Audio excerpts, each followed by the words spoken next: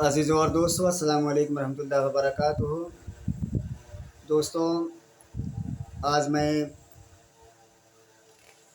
आप हज़रात की खिदमत में वज़ू के बयान के बारे में कुछ गुफ्तगू करूँगा। तो आइए शुरू करते हैं। बिस्मिल्लाहिर्रहमानिर्रहीम।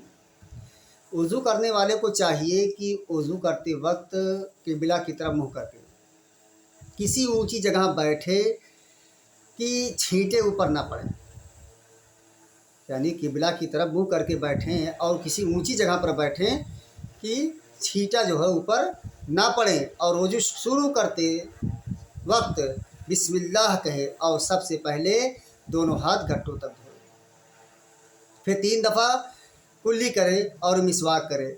अगर इत्तेफाक से मिसवाक ना हो तो उंगली से या किसी मोटे कपड़े से अपने दांत खूब साफ करे कि मैल कुचैल जाता रहे। अगर रोज़ा ना हो तो गरारा भी करना ज़रूरी है, और गरारा करके अच्छी तरह से सारे मुंह में पानी पहुंचावे। और अगर रोज़ा हो तो गरारा ना करे कि शायद कुछ पानी हलक में चला जाए।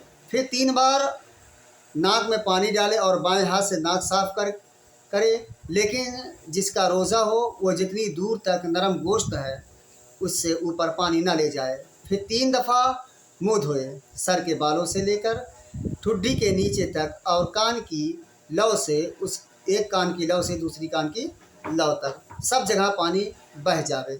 दोनों अबरों के नीचे भी पानी पहुंच जावे, कहीं सूखा ना रहे।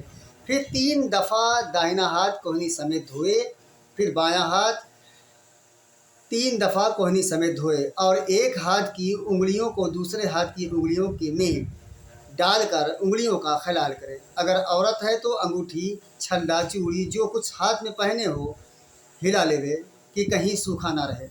फिर 1 मरतबा सारे सर का मसा करे, फिर कान का मसा करे, अंदर की तरफ कलमा की उंगली से और कान के ऊपर की तरफ अंगूठे से मसा करे।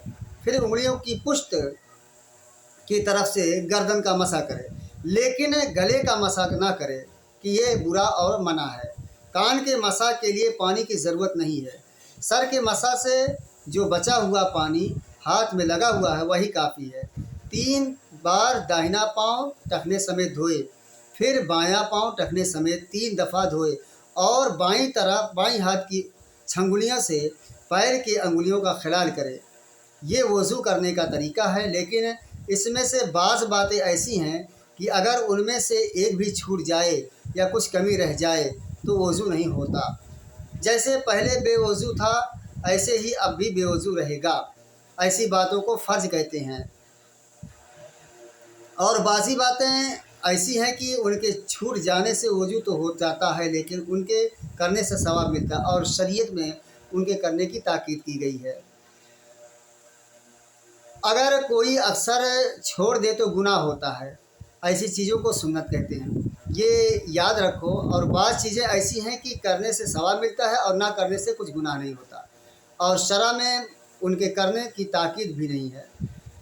ऐसी बातों को मुस्तहब कहते हैं। सदक़ल्लाहुल मौलाना अज़ीम।